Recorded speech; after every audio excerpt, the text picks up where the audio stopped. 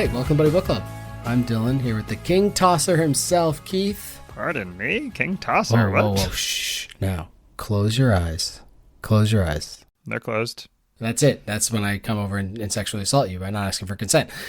Here at the Buddy Book Club, we're breaking down some box office bangers, and this week we'll be discussing 2009's Harry Potter and the Half-Blood Prince film. If you'd like to recommend a book or movie for us to read or watch, reach out to us about any past episodes. You can visit our website, buddybookclub.com, or send us an owl on Twitter or Instagram, Buddy Book Club Podcast. You can listen to us on iTunes, Spotify, wherever your podcast. Please download and subscribe.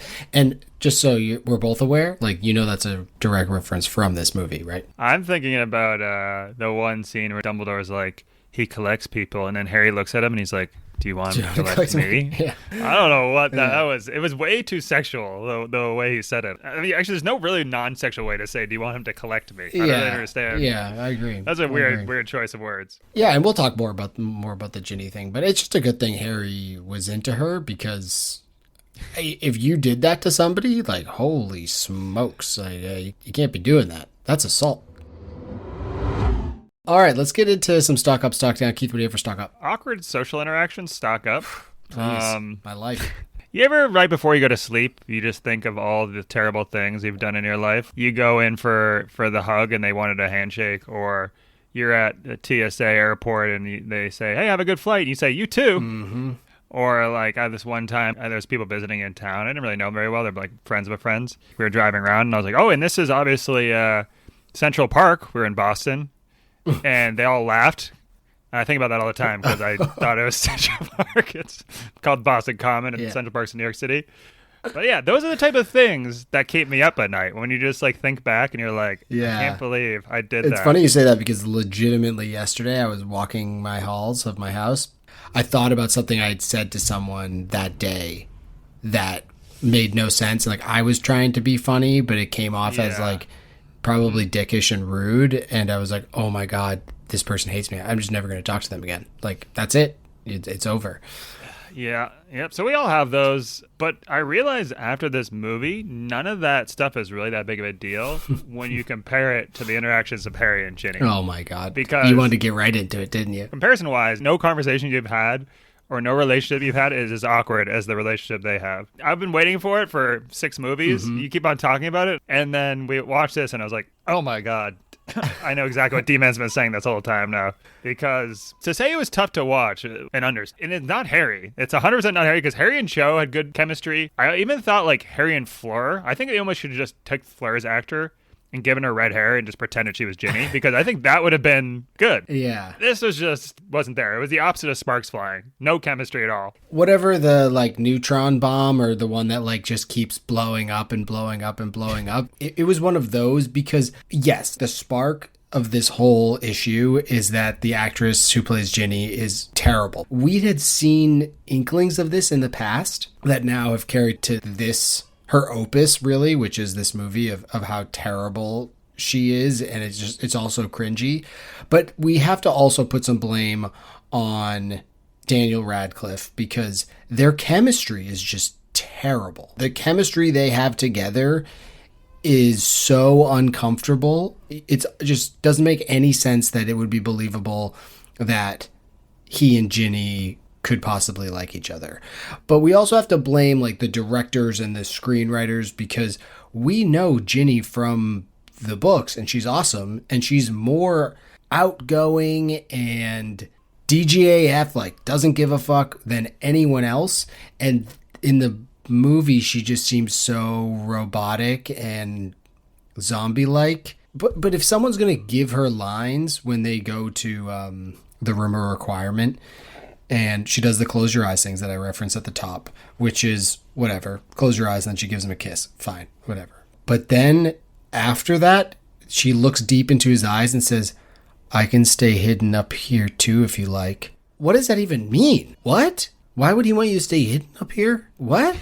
They already did the shy, innocent thing with Cho, so like that's already been done. Yes, and she did that well. Yeah. So like we don't need we need someone that's like gregarious, and we need Ginny. We need the Ginny. Actual Ginny character. Yeah. And instead, and I get in the first 2 books how she's, oh my God, this is Harry Potter.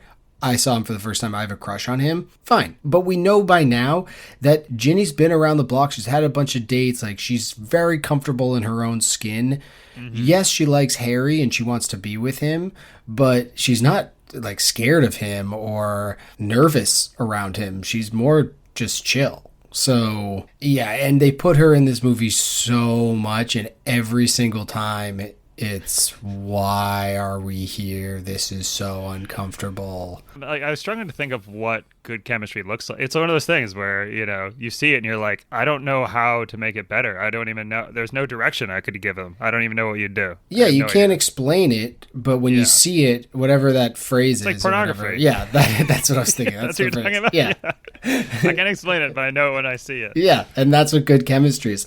Even movies with Adam Sandler and Jennifer Aniston, they're in movies together and they have good chemistry. And you wouldn't think about it. You wouldn't be like, oh, they have good on-screen chemistry, but they do. Mm-hmm. And I feel like the director or someone had to step in front of this and be like, hey, you guys we're going to get you a yurt in Mongolia and you're going to take ecstasy together for 3 days straight. And when you get out of there, we're going to have a Ginny Harry relationship that we need, because I don't think she blinks. She doesn't blink in the movie. It's creepy. I don't know. I'm over it. Well, we had to get that out of the way. Anyways. Yeah, thanks for getting that out of the way. I was like, we got to go off the top. Otherwise, it'll derail us for the rest of the episode. Yeah. My first stock up is attempted murder stock up. Okay. So Harry gets 0 punishment and not even a stern talking to after gutting Malfoy like a fish with his Sectum Semprang. I found that to be quite interesting. In the book, it's obviously Snape comes in and he's like, you wait here. And Snape gives him detention and this, that, and the other thing. But in the book, it's like Harry does the Sectum Sempra in a little, did it have the American History X vibes to it? Black and white bathroom scene. But yeah, he gives him the Sectum Sempra. Snape goes in there, gives him like a look, and Harry runs off. And it was like, all right, move on to the next thing. So yeah, I guess if you want to murder a fellow student in Hogwarts, I mean, we've kind of been over this before about Hogwarts. I don't know what you're talking about. This is like completely fine. We've already had multiple instances of this. Yeah, remember Draco's dad in in the movie he tries to pulling out Harry. Yeah, that's fine. Malfoy tries to kill 2 people, doesn't get any punishment for that. So yeah, there's no attempted murder is fine in the Wizarding world. I don't know what you're not understanding here. Yeah, he tried to abracadabra him, as you say. That's what it is. Don't worry about that. Yeah, I just found that interesting. It feels like you could just do a quick follow up with like the next scene. Harry says, "I can't go to the Quidditch match because I have detention with Snape for the rest of my life after I attempted murder on Malfoy." I do think there's a lot of cuts that occur that like they probably would have had something and they just are like, we got to tighten the ship up here. Yeah, I was thinking about that earlier when I was thinking about this movie, was when Harry tells Slughorn during the Felix Felicis stuff, which I'm sure we'll get into shortly. But he tells Slughorn, he says, I am the chosen one. And because of that, because of that and other things, Slughorn gives him the memory. But in the book, it's the exact same thing, but we also get inside Harry's head where Harry's like, oh, he's so drunk, he's not going to remember this, so I'm just going to tell him I'm the chosen one. But we don't get that in the movie. So in the movie, Harry just tells him he's the chosen one. And if you were watching this and didn't read the books, you'd be like, oh, so Harry is the chosen one. And then you move on. And I know it's a small thing, but still. I think a lot of it, luckily, we have the context of the book. Yeah. Yeah, the more, and because these books are so long, the deeper and deeper you go into the movies, I feel like they're really directed for book readers. Because I would be interested for someone that had only seen the movies to see if they thought they were comprehensible in terms of the deeper plot lines or whatever's going on. Yeah. Did you have any other stock ups? Yeah, speaking of needing book context, because if I had just watched the movies, this would be the stock up. Harry's a coward stock up. Ending scene, he kind of just sits on the sideline instead of just disarming Malfoy or doing anything. I know Dumbledore tells him not to do anything, but at the same time, game up one time for me, right? Like, we're just going to let him sit there and get attacked. I didn't really understand. In the book, obviously, Harry's under the invisibility cloak and he's stunned. So like, he can't move. So that's Dumbledore is forcing him to stay there. But he just sits there and just watches. And then even Snape walks up and says like, "What's going on?" And he's like, "Shh," and he just goes in there. Yeah. Which it was a little bit more understandable because he's like, "Oh, Snape's on our side," which makes sense. But at the same time, like, game up one time for me. And then also, he never tells Ron about him and Ginny. So another cowardly act there. Yeah. In the book, he fesses up immediately. Well, not immediately. Well, in the book, he gives him the look of and then Ron gives him like the no, head shake. he like, makes out with her directly. Remember? Yeah, in that's true. But he does give a. That's after the makeout. They make out, and then he connects eyes with Ron, and Ron's like drooling. Well, and he's like, well, in the book, he's like also just goes up. Completely makes out with her immediately. And I'm like, you don't know that she likes you. I'm like, that's assault, brother. It's like, the reverse. Yeah, it's the reverse of what Ginny did to him, except Ginny told him to close his eyes. Well, the chemistry was explosive on the screen, so she had to go in for the kiss. Someone had to make a move, kid. It was so obvious. Someone had to make a move. Oh my God. It was so cringy. So cringy. I never even thought about that, honestly, because I just came from reading the book. But the point about the astronomy tower and Harry, it makes me like this movie less because of that. Because Harry is the most courageous and brave person. Yeah, he will throw himself at the fire. The idea that he would sit back, even though, and I now understand why they had him see Snape, because that was also a difference from the book, because that does make sense. That he saw Snape, he's like, okay, Snape's on our side, he's going to take care of it. But at the same time, Harry would be up there, wand out, him and Dumbledore versus the Death Eaters. Let's go get him. Yeah, Dumbledore's just like, go and hide. And he's like, okay, cool, deal. Yeah, that's it. Yeah. My second stock up is Second Chances. So David Yates, who directed this movie, directed the previous movie, Order of the Phoenix. And if you listened to our episode on that, if you didn't, shame on you. But if you did, we hated that movie. Terrible, terrible movie. I feel like he was a lot to blame for that, personally. I am not going to bury the lead here. I liked this movie. I thought this was one of the better movies. And I agree. They gave him a second chance with this one. Granted, the story is kind of unclear of how that worked.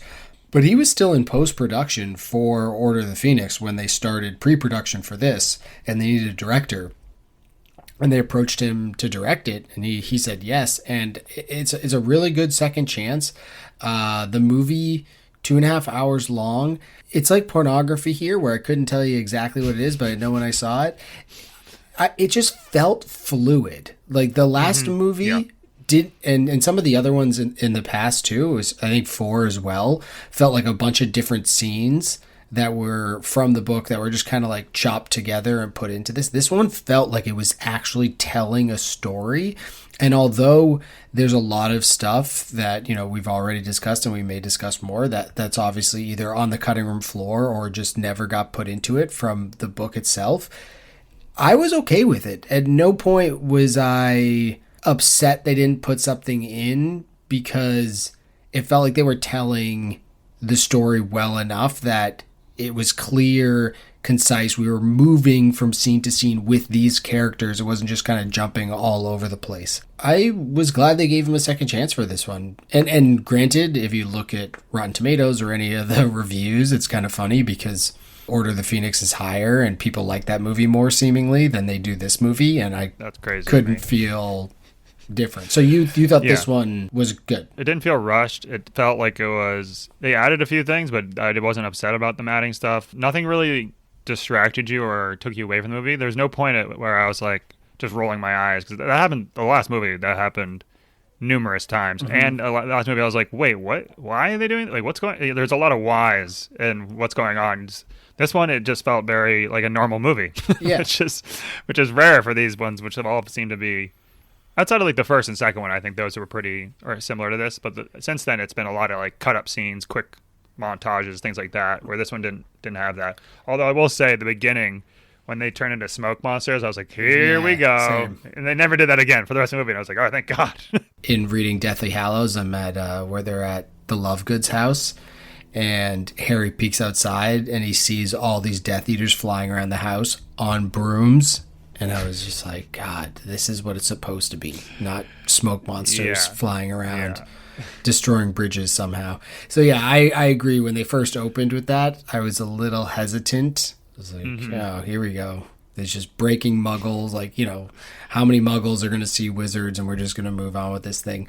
But from there on out, it was you understood what was going on. Like, you knew the whole Malfoy backstory. They touched on it frequently throughout, that you were remembering that, and they planted the seed with Snape and Narcissa, at the beginning. So you got that as well. And it really just stuck with Harry and his story. And then they interwove the Dumbledore and Pensive stuff pretty well, I thought. The only one that they really missed out on was the Gaunt stuff. And I can understand why that wouldn't make it in there. Although, I wish it had, but I get it. The movie's 2 hours and 30 minutes long. What do you have for Stuck Down? Dumbledore's wingman abilities, Stuck Down. Not to beat a dead hippogriff here, but I'm going to beat a dead hippogriff.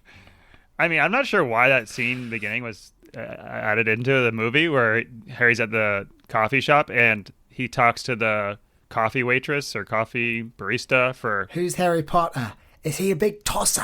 He's a tosser. I mean, the chemistry between them two, I could see a whole movie with them. That was a rom-com. Yeah. I was locked in. I really wanted to go on that date. I was like, all right, I don't mind where we're going here. And then Dumbledore, let me just give you his resume, comes in. He hasn't talked to Harry for 5 movies. He literally has not done anything. The one time my guy is finally starting to chatting up with a female, Dumbledore comes in right away, cockblocks him, and he's like, I need your help. What does he need his help for? It's just like a sales pitch. It's not like, I'm going to help you out. It's just like, help me out.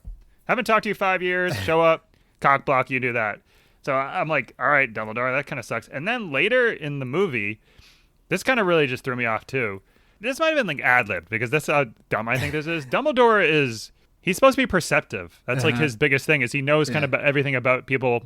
In book 7, we see that. Like, he gives things to Ron and Hermione, and he's like, I know you so well that these things are going to come in handy for you down the road. And so, like, that's kind of like where he is. He knows Harry really well. He asks Harry in the middle of the movie, what's up with you and Hermione? He's dating Hermione. I was like, what? So you don't know anything? And the only thing I can think of is that he just is a giant cockblock, and he saw him talking to Hermione, and he's like, you got to come meet me and talk now. That's the only reason, right? So he's just cockblocking him again because he thinks he's getting with Hermione. Yeah, he's collecting him.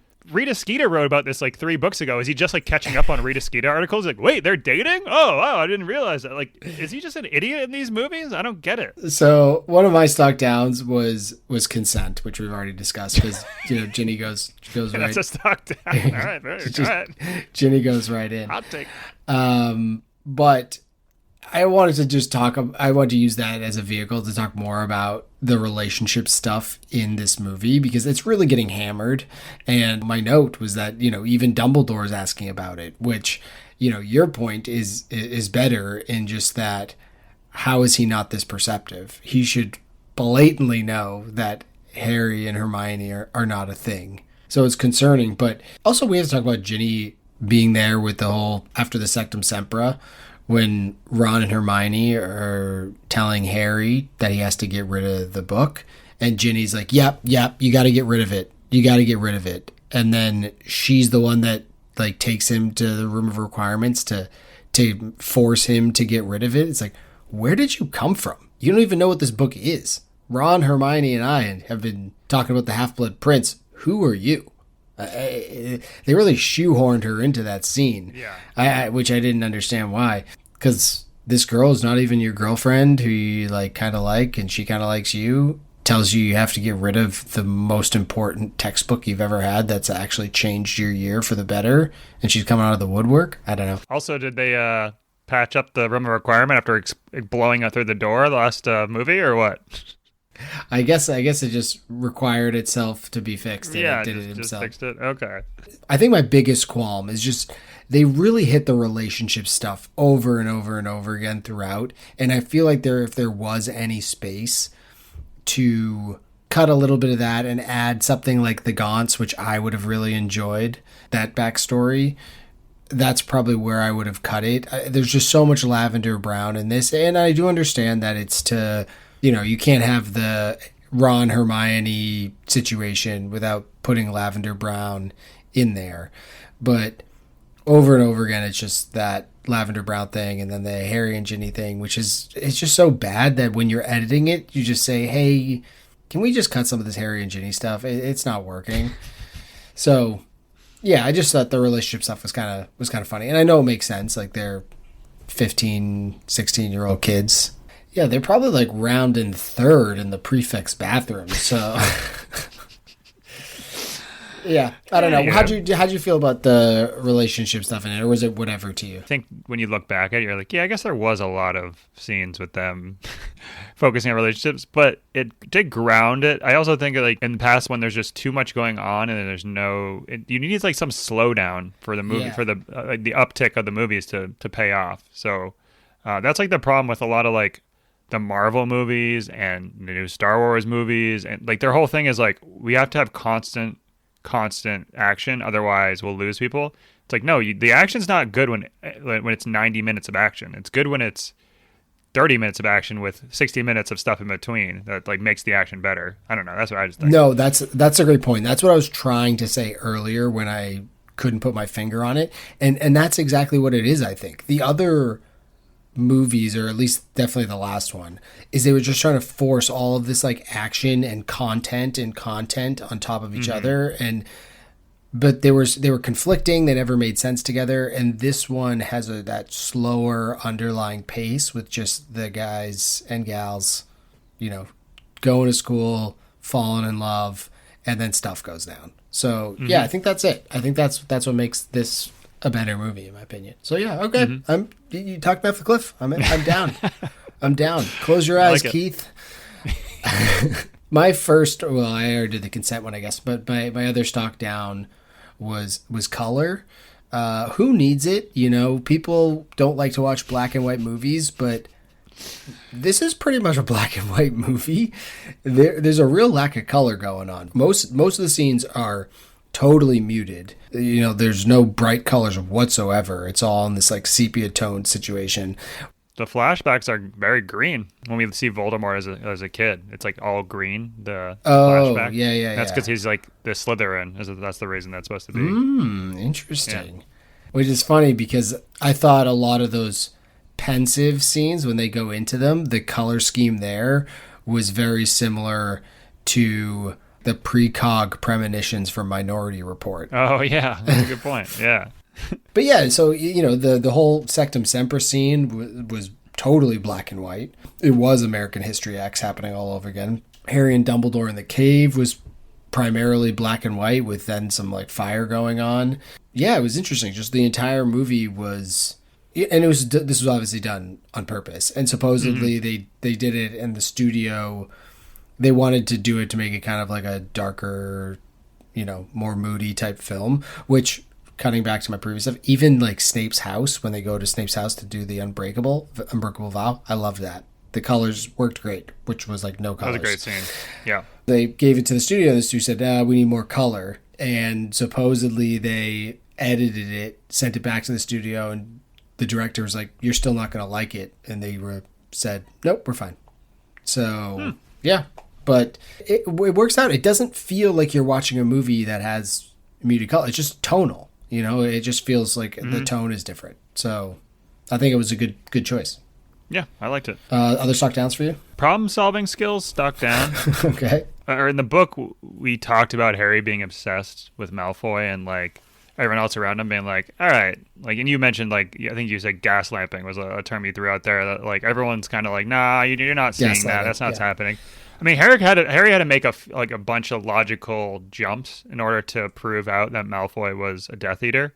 He kept on being like, well, his wrist wasn't showing. That's what he showed him. He must have done that. He was like kind of just making all these guesses. And then everyone's like, I don't know, maybe. And he sees Malfoy going into the, what's it called? Bergen and Bots? No, those are Bernie and Bots every flavor bean. Whatever. He sneaks away there. And who is he with? Like 5 Death Eaters.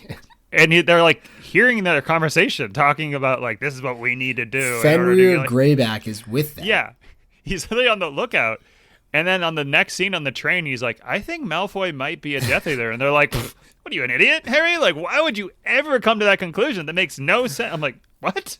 What do you mean? Yeah. It's like the only rational conclusion is that he's working with or is a Death Eater. That's the only two things you can take away from that. Mm-hmm. There's no other conclusion. And even like the Order of the Phoenix are like, yeah, we looked into it. I don't think so. And it's like, huh? What? And then like at the same scene, Ron's dad's like, yeah, they're trying to fix something like that helps people transport. But yeah, he's definitely nothing's happening. Don't worry about that. Like, when they give him the "we looked into it, but yeah, definitely not," is basically what happens at work when someone asks me, "Oh, like, hey, are you able to pull this kind of report?" And I'm like, click, click, click. Oh, I looked into it, but no, I actually can't do that. You're gonna have to ask somebody else. Psh, done. That's like you forgot the email, and then 3 days later, you're like, shit. You follow up with someone, and you're like, yeah, I've been waiting for them this whole time. I'm looking into it. They just haven't gotten back to me yet, even though you just read it and sent over something. Yeah, that works. Just throw someone else under the bus. I'm waiting on this person to get back to me, and just pray they never go directly to that person. Yeah. Yeah, it didn't make a lot of sense. Also, the vanishing cabinet in the room of requirements when Harry's standing next to it, but it's just covered in a tapestry. He has no acknowledgement of that thing. It's like there's a bird in there. They open it up, bird comes out. No. It's like, you saw this. You saw this not long ago. There's a little too many breadcrumbs. And I understand it's for the viewer. You're supposed to be able to put it together yourself, what's happening. And I understand that. I'm not actually upset about it. It's just, if you think about it, it starts to kind of unravel. Yeah. Just don't think. Don't worry about that. Don't think. What about a favorite scene? I just really liked the whole ending. Oh, okay. Where does the ending start for you? Them going to the cave. That's where it starts for me. We talked about like the whole lead up really meant something because there wasn't a ton of action. They did throw in like the whole burning down the Weasleys, which I didn't really understand the motive for that, other than so that we didn't have to see Ginny and Harry on screen for any longer. They're about to like kiss, or she was about to like tie his shoes and do something. That was a little awkward. I don't know what was going on. I watched this movie with the wife and actually my mother-in-law was in town, and so we were watching it, and I was like, she bent down on her knees, and I was like, close your eyes, everybody. Jeez, you said with your mother-in-law there? She's a good egg. Wow, that's a savage move. Holy shit. Maybe it was the camera work, but the camera work, I was like, what is happening here? Or maybe I'm sick. I'm just sick in the head. That's definitely what it is. No, that was too much. There's nothing like romantic about someone bending down and tying your shoes. That's not romantic at all, unless there's some other inclination that you're getting from that when they do that. I would never understand why someone would tie someone else's shoes. I don't know why someone would want to tie someone else's shoes. I'm like a mix between Jerry Seinfeld and Paulie from The Sopranos, which is like disgusting to the thought of bending down and tying someone's shoes who's been stomping around on the floor all the time. You also don't get on your knees to tie someone's shoes. Yeah, for sure. You don't lick your lips and then you don't pull their penis out and then tie their shoes. Yeah, typically not. The only time I can think about when someone else would tie my shoes would be a wedding situation where we're getting ready and those pants can be kind of tight because you don't wear them that often.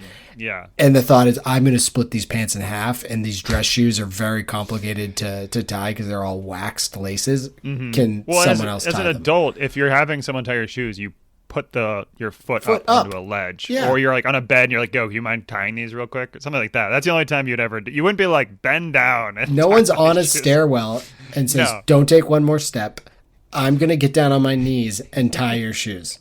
Okay. Why are you spitting on your hands? That's a weird thing to do to tie the shoes.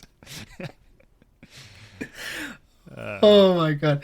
Yeah, the burning of the burrow was an interesting decision, but according to the director or whatever the case was, there wasn't enough, or there wasn't a lot of action, and so they wanted to introduce an action scene in there to kind of bring it all together, which I'm fine with, and I appreciate that they weren't forcing all of the action and just threw something in there. It didn't obviously make a ton of sense, but they also weren't going to put Scrimgeour or Percy Weasley into this film. So if you're not going to have that Christmas situation, put an action scene with people trying to burn down the burrow. Why not? Yeah, although if Harry's the head of the DA, him and Ginny standing on like a piece of mud in the open while a bunch of Death Eaters are shooting curses at them from cover. It's just tactically, it's a terrible move. So he should know better than that. Yeah, so for my favorite scene, I'm thinking the cave was pretty cool, for one. It was very Minds of Moria situation. It was good to see Dumbledore do some real magic. It was the only time we get to see Dumbledore do real magic.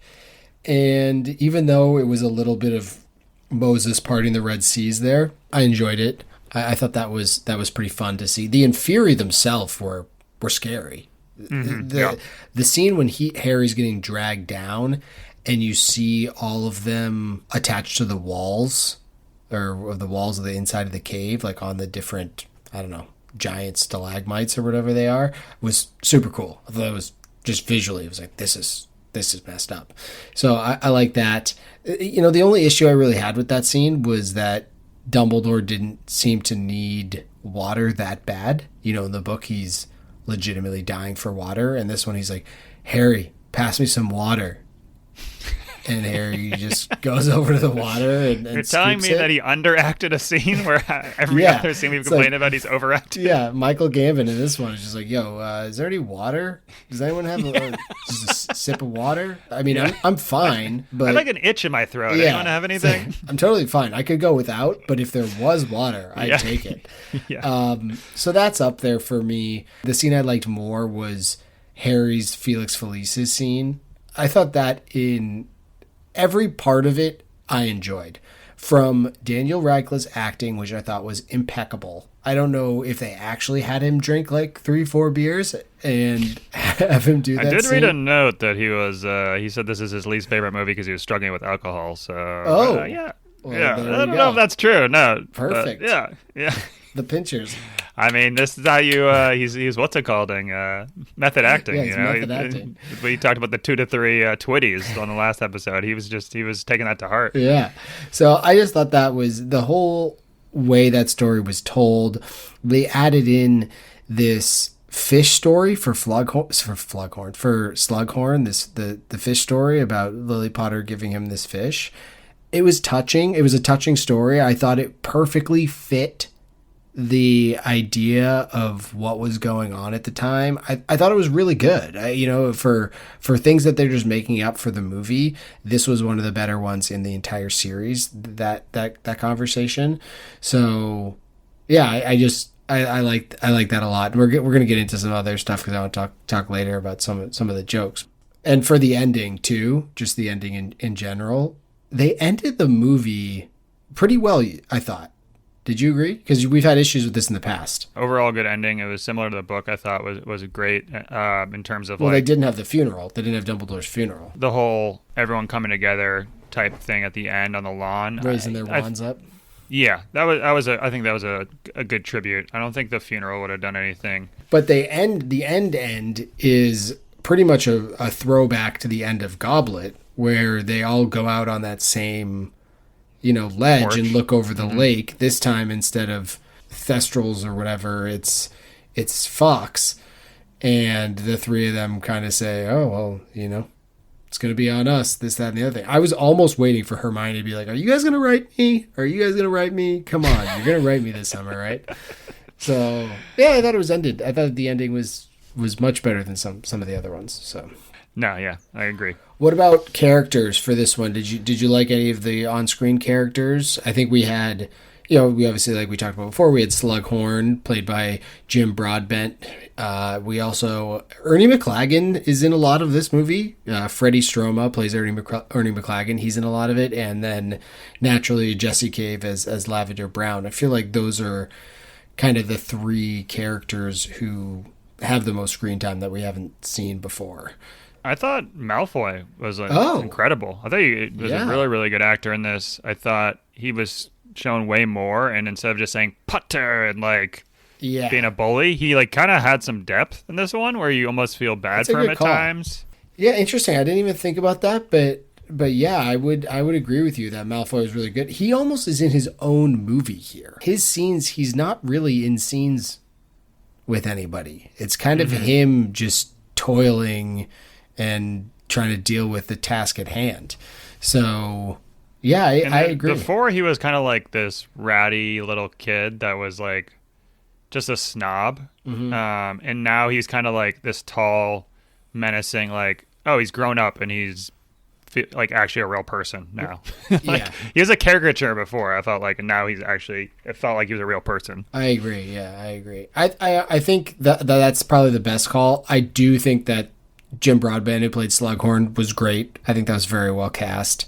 Ernie McLagan, for some reason, has a little place in my heart. That guy is just such a perfect dick. He plays that hot dick character so well. You do love a hot dick, I've heard.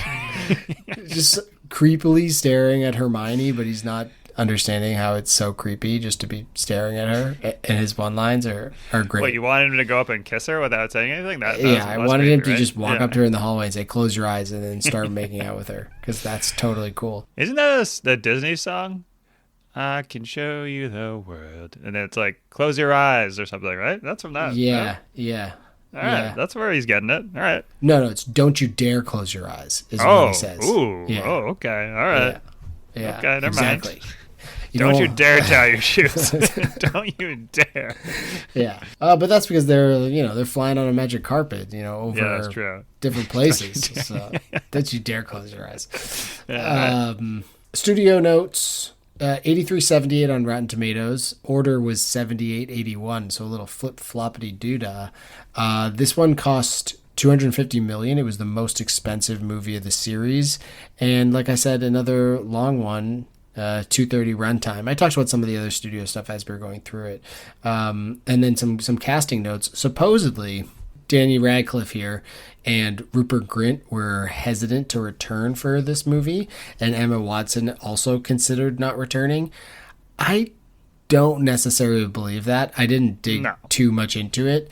That's agent talk for we want more money. Yeah, that's how I felt. That's how I felt as well. Because it's just, there's no way, right? No. It's the sixth movie. I don't think they knew at this point that the seventh movie was going to be two movies. So in their mind, it's like, but they're saying the reasoning behind this was that they didn't want to be typecast.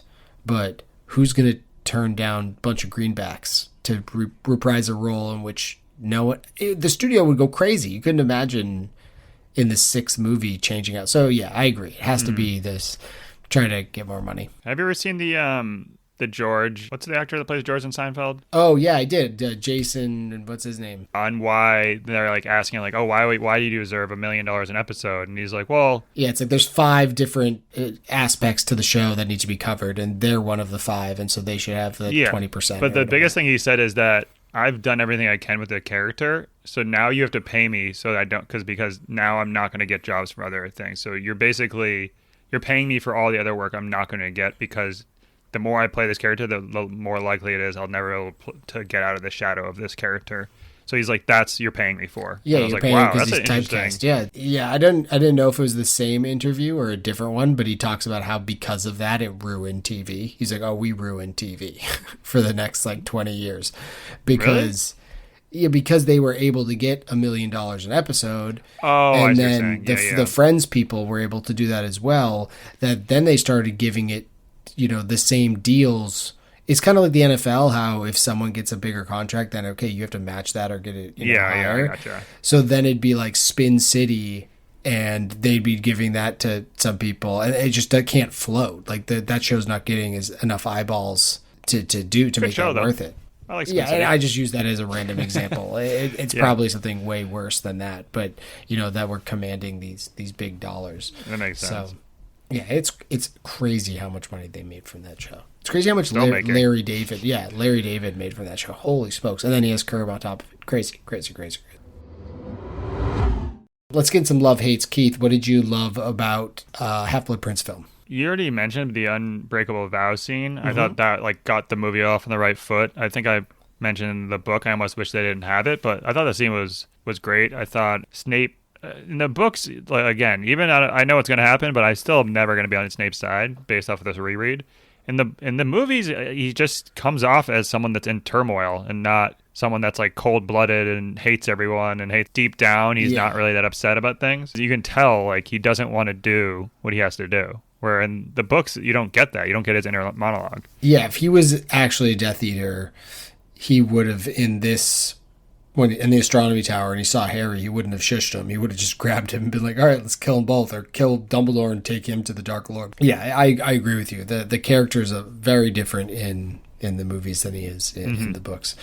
What I loved about this, and I feel like this is the first movie to do it, but this movie had some actual funny parts where I laughed out loud, I will say. I LOL'd. Oh. It started when Slughorn was at the Three Broomsticks and ran into Harry, Ron, and Hermione, and he's standing over Hermione, and he spills his drink on her, and she's like, oh, and he doesn't even miss a beat. He goes, all hands on deck, Granger. It's just like, what? Just spills your drink on someone, you go, all hands on deck. And at one of Slughorn's parties, he's asking some kid about potions, or his great-grandfather's like, oh yeah, my dad doesn't talk to anymore. My dad says the only potion worth having is a stiff one at the end of the day. Love that. Slughorn basically calling Ron the wrong name the whole time. I thought that was funny too. He delivered those lines well. Yeah, he delivered them really well. I was like Rookie of the Year, Rosenhauser. Ron under the influence of the love potion, Rupert Grint acting his face off in that one. I thought it was great when he does the whole, can you introduce me to her, or whatever the case is? And Harry's like, what do you mean? You've been snogging her. He's like, I haven't been snogging her, And so I thought that was awesome. And then Harry high on the Felix Felicis.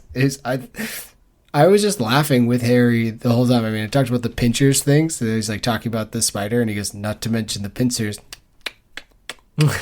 Like, that was funny. Even when Slughorn at the beginning, Harry like sees him in Sprout's tent or whatever, and then he's like, all right, peace out, I'm going to Hagrid's. And Slughorn jumps out, he's like, Harry, and Harry turns around and he goes, sir. I don't know. It was, I don't remember that, but all right, okay.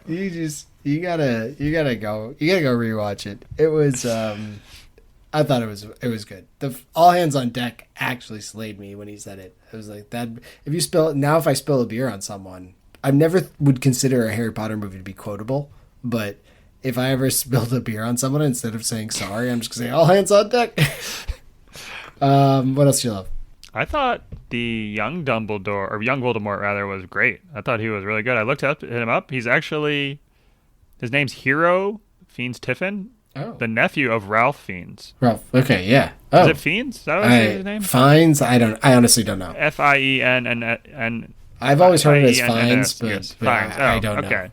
That kid could have been in The Good Son. Have you seen that movie with Macaulay Culkin? Yeah, no, I don't think so. But it's just like it's a pretty like dark, it messed up movie. But he was like that, like just a super creepy kid, but acted very well.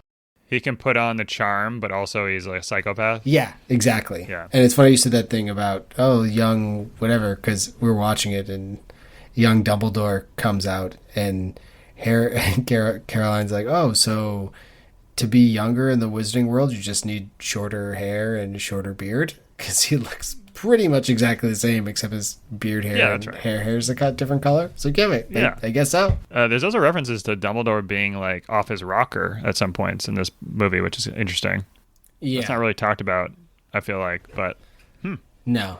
Yeah, they just kind of say, that's why. But I thought there was also some pretty scary stuff in this movie as well. Like, I love that part.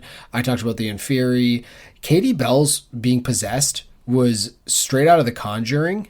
His exorcist type thing. Yeah, it's like they pull her up in the air. It's like all this crazy stuff, and then they slam her into the ground. If you were a child and took your 10-year-old kid to see this, that's one of those scenes that would like stick with me. I feel like it's like the Sixth Sense. People say The Sixth Sense is a scary movie. I think it's pretty scary, but the thing that stuck with me was when the kid just says, do you want to go see my dad's guns? And then turns around and there's a hole in the back of his head. That scared the shit out of me, and I couldn't sleep for like a week because I was just seeing that scene. So the Katie Bell scene would be like that for me if I was a kid, because they really smush her into the ground. On top of that, the sets, the astronomy tower I thought was really good. Whatever they did with the potions classroom with Slughorn, it's like bigger. There's like urns everywhere. I thought that was super cool. The cave, the landscape shots. I mean, even Snape's house, we talked about that, but even that house is just in this, those very unique neighborhoods they have in England where all the houses are just kind of stacked on top of each other, townhouse style. I thought it was great. It looked great. Mm-hmm. Yeah, agreed. Well, let's jump to hates. What do you feel about that? I already mentioned it. The collect. Do you want him to collect me thing? Mm-hmm. There had to be some other way to say that. There's just had to be. You can just whisper "confounded" under your breath without using your wand or sending any sort of spell from your wand, which every other spell in the movie has like a laser beam come out, but you can just do that, I guess. Good one. Yeah. And they're also learning at this point in the book, they're learning how to do spells without saying anything. Obviously, you can't do that for a movie. It'd be very confusing. But she could have just poked her wand, just give it a little shimmy. So, yeah, I agree with you. Yeah. And also, is that how Confundus works? It moved him. It didn't... Yeah. Like, it physically moved his body. It didn't make him go like, huh? Yeah, it seems like that would be a little bit more obvious, too, that someone casted a spell on someone if it's a force push. Yeah, exactly. I got Fred and George. This is more of a movie series in general, but it really came to head for me in this one because Fred and George get very little screen time. But Fred and George saying the same thing at the same time in all the movies, I never understood that. It just seems like such a boring, lowbrow, bottom branch kind of they're all the twin same. humor. Exactly, It's just like basic twin humor where they say the same thing all the time, and I don't understand it. It just bothers me. I don't know why. It just seems so stupid. Yeah, it doesn't happen at all in the book. The whole time in the book, they're just playing off each other. So making jokes for each other, not like which is funny. They're Abbott and Costello. They're like setting each other up. They're not just saying the same thing at the same time. The shop itself was cool, though. The shop was awesome. That's like right before peak school season. Mm-hmm. Is it just no one in there after that? Like, because all the kids are gone. Like, so how are they staying in business after? Like, I get that one weekend it's going to be bumping, but then after that, how are they staying in business? So it's a good question. My counter would be that there are still kids. There's kids under 11 that aren't at Hogwarts, and there's people over 18 who are buying gifts and buying stuff, whatever. There's also, we assume, people that don't go to Hogwarts. Like Hogwarts only has, tried to break this down in one of the episodes, but it only has a few hundred kids. So there's lots and lots of wizarding families, presumably, that their kids go to a different school. And I'm sure there's other schools like within London proper that maybe aren't boarding schools. They just have day wizarding schools. It's a business. Liquor stores are open and people work during the day. Well, there's things called alcoholics, Stephen.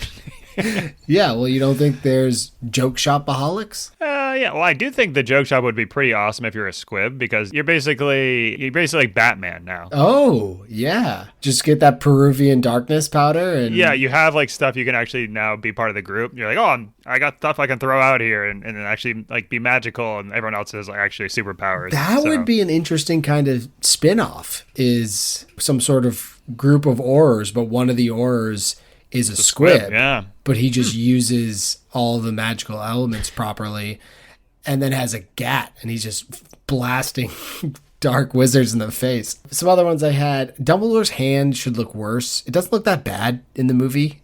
It's supposed to be withered and like almost falling off. Disgusting. I thought he looked like a raptor. That's what his hand looked like, from like Jurassic Park. Yeah. Like a raptor hand. I don't know, that was weird. Yeah, I just thought it should have been more. No gaunts, like I said. I don't want to talk about Ginny anymore, but I have like 30 on Ginny. Oh, I'm sorry, Ginny. I'm sorry. Something positive, she worked behind the scenes in the art department and helped decorate the Weasley house, creating and placing different objects around the home where she should be acting. Huh. She's like, okay, Harry should be right here, and I'm going to squirt a bottle of Jergens on this wall here. You'll know why later. All right, so would you recommend Harry Potter and the Half-Blood Prince, and how many buddies out of 4 buddies do you give it?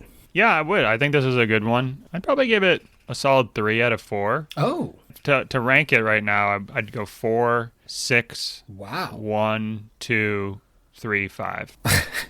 You hate threes so much. 5 is 100 times worse than 3s. Okay. I gave it, I think, 2.75, which is All right, so pretty close. pretty good for these movies in general. I'm going to say 4.31625. Okay. Yeah. Okay. Yeah, so that was the movie. I'm really glad we watched that movie. I liked it. What do we got coming up next? We have the final installment. I mean, I'm almost already done with the book, and I'm already getting like upset thinking about it being over. Just like I'm already. It's such a good book. It's such a good book. Oh man, so good. Oh, incredible! I can't believe it's been a multi-month journey. You know, I think we started this in May or something like that. May or June, and look where we are now. So yeah, we'll get the Deathly Hallows book next up. You know, we'll definitely talk about that book itself and probably some higher level just Harry Potter stuff in general. But I don't even want to think about where we're going to go after that because I honestly have no idea, but we're going to have to discuss it. I'll catch you for Deathly Hallows. Alrighty. I like it. Okay. All right. Bye now.